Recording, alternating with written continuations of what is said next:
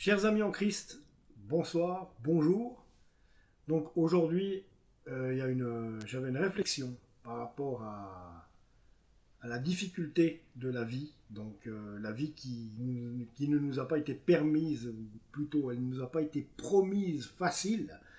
Euh, Il y a des chemins rocailleux le plus souvent du temps, et c'est vrai qu'on a de la peine à rester des fois focalisé sur Christ, et il faudrait et il faut. Actuellement, personnellement, j'en fais l'expérience. Donc, il y a tout un moment, il y a des hauts, il y a des bas. Il y a des moments où on est proche de Dieu, il y a des moments où on l'est moins. Et il suffit d'un événement X ou Y pour vraiment redonner un coup de fouet. Et le fait d'avoir attrapé ce cancer m'a redonné un coup de fouet sur ce qui était essentiel. Alors oui, c'est vrai que un des commandements du Seigneur qui est aime ton prochain comme toi-même est pas facile à appliquer. On est tout à fait d'accord. Aime ton prochain comme toi-même. Euh, Sachant qu'on est des êtres humains, l'orgueil prédomine souvent. L'orgueil prédomine et on est, si on ne fait pas attention, si on n'est pas en Christ surtout. Donc aujourd'hui, c'est ce qui me permet de relativiser une situation dont je vais vous parler maintenant. C'est-à-dire que personnellement, aimant le sport et le football, j'ai des chaînes sur différents clubs. Et voilà. Mais j'ai pas de club favori. Pourquoi? Parce que euh, c'est de l'idolâtrie. C'est de l'idolâtrie. Euh, je ne vais pas vouer mon cœur, mes tripes, pour un club de football X ou Y en détestant les autres.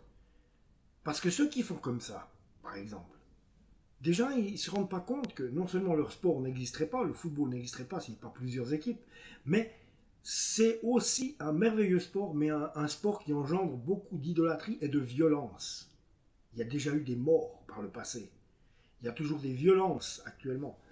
Et j'ai eu le malheur de vouloir parler de tous les clubs, parce qu'en fait, je ne pose pas mon cœur sur un club, mon cœur appartient à Jésus-Christ. Mon cœur appartient à Jésus-Christ. Donc quand je me relaxe, quand je me divertis, je regarde le football, mais pas d'un œil aussi, je vais dire, assidu et enragé qu'avant ma conversion. Je le dis, ma vie n'appartient qu'à Jésus-Christ, mon cœur n'appartient qu'à Jésus-Christ. Et je continue à regarder un petit peu mon football, bien sûr, mais c'est pas pour autant que je déteste les autres équipes, puisque en me convertissant le Seigneur, qui travaille dans nos cœurs, eh bien, il nous fait changer les choses. Il m'a fait voir ces choses-là. Comme quoi, il fallait pas détester les autres. Et puis surtout pour du sport. C'est ridicule. Mon Dieu, que c'est ridicule. De... Alors, bien sûr, j'ai été attaqué de part et d'autre, puisque j'avais une chaîne assez importante. J'ai été attaqué de part et d'autre parce que j'ai parlé d'un autre club et que j'ai dit que j'en avais marre des procédés de, de ce club où, bien sûr, c'est mondain, voilà. Il y a quoi? Il y a que de la corruption, des histoires d'argent. Et c'est toute une communauté de youtubeurs du monde, bien sûr, qui se dit amis, mais voilà. On sait qu'est-ce que c'est que l'amitié dans le monde. Il n'y a jamais meilleure amitié et jamais meilleur sentiment qu'une fraternité à l'église ou dans une assemblée. Et puis là, je me suis fait lyncher. Enfin, tant pis, je m'en fiche. Je me suis fait lyncher sur Internet. Des insultes, des vidéos contre moi, des insultes, tous les noms d'oiseaux. Mais je leur pardonne parce qu'ils ne comprendraient pas si je voulais leur expliquer que c'est de l'idolâtrie. Et il y en a, ils sont malades 3 jours quand leur équipe perd. Il y en a, ils sont dans des états de nerfs pas possibles. Comme si on leur avait arraché un membre de leur famille quand il y a une élimination de leur équipe. Ça, c'est de l'idolâtrie. De l'idolâtrie. C'est là qu'avant ma conversion, justement, j'étais pareil. Mais suite à ma conversion, quand on a une relation avec le Seigneur, il nous montre les choses. Il nous les montre. Et là, il me l'a montré que c'était de la futilité, puisque, en fait, tout ce qu'on fait pour se distraire, c'est futilité et poursuite du vent, comme dit l'Ecclésiaste. Alors oui, j'aime bien mon football. Oui, j'aime bien tous les clubs. Pourquoi? Parce que, simplement, eh ben, j'ai pas de parti pris, puisque c'est aime ton prochain comme toi-même. C'est cet aspect-là. Quand on veut devenir chrétien, je me dis, ben, le Seigneur ne m'interdit pas de regarder le football, mais sois modéré. Sois modéré dans tes pensées, dans tes agissements par rapport à ça. Et ben, voilà, j'aime bien faire des chroniques, comme j'en ai eu fait à la radio, sur le football, sur Internet. Mais attention, attention, mon cœur n'y est pas. Du reste, on me reproche de ne pas être passionné. Non, je ne suis pas parce que mon cœur n'y est pas à 200% comme eux. Donc ça s'est vu. Et on m'a dit, ouais, t'es pas un vrai passionné parce que ça se voit directement. Oui, ben c'est clair, j'aime le sport que j'ai eu pratiqué et que j'aime toujours. Mais attention, je le dis, mon cœur s'est arrêté là, mais le Seigneur m'a ouvert les yeux. C'est de l'idolâtrie. Donc je refuse catégoriquement de devenir un fanatique. Supporterisme, fanatisme. C'est la même chose quand il y a des gens, ils aiment en mourir des chanteurs, des acteurs, mais des chanteurs surtout. C'est de l'idolâtrie. C'est quelque chose, c'est un péché c'est un péché qui est punissable de l'enfer si on ne donne pas notre vie à Christ, si on ne se repent pas. Alors s'il y a un de ses supporters qui est venu m'insulter sur les chaînes, qui scrute ce que je fais aussi là, et qui m'a entendu parler là, bah, cette fois-ci, j'espère que cette personne aura compris, par exemple, pourquoi j'avais agi de cette manière.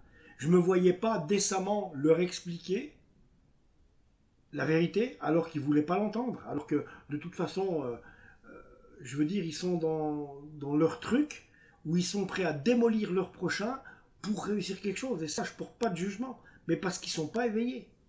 Parce qu'ils n'ont pas les écailles qui sont tombées des yeux. C'est pas important. Tout ce qui est mondain, tout ce qu'on vit dans la vie n'est pas important, n'a pas d'importance. N'a d'importance de physiquement ici sur Terre bien se tenir, c'est-à-dire d'être en protection, en amour, en protection avec sa famille, les gens qu'on côtoie, les collègues de travail, enfin tous les gens qu'on côtoie, les frères et les sœurs à l'église. Après, on peut avoir des hobbies, mais attention de ne pas y laisser le cœur, parce que ça devient de l'idolâtrie, n'importe quoi que ça puisse être, du tennis, du football, je sais pas. Donc, je vais prendre un peu de recul avec ça, parce que quand on chemine dans la foi, il y a un moment donné où on a envie de s'écarter de ça. Et même que j'étais en fervent, je vais me modérer plus, et je vais plus m'occuper dorénavant de ce qui se passe dans ma Bible que de ce qui se passe dehors au football ou je sais pas où, je sais pas quoi. Parce que c'est un puits sans fond, c'est une route sans issue. Les supporters, les gens, le monde, quand ils sont dans leur football, leur football à eux, le supporterisme fanatique, ils sont prêts à tuer quelqu'un. Ça s'est déjà arrivé, mais ils sont prêts à tuer quelqu'un. Et ça, il va à un coup d'insulte. Et quand il y a 80 000 spectateurs dans un stade, mais s'il pouvait y en avoir autant, avec autant de ferveur pour Jésus-Christ, ce serait merveilleux, non? Donc voilà. Alors, c'était le message que je voulais vous faire passer aujourd'hui. N'idolâtrez rien. Mettez votre cœur que pour Jésus-Christ. Pour Jésus-Christ, notre Seigneur, qui a donné sa vie à la croix pour nous à Golgotha.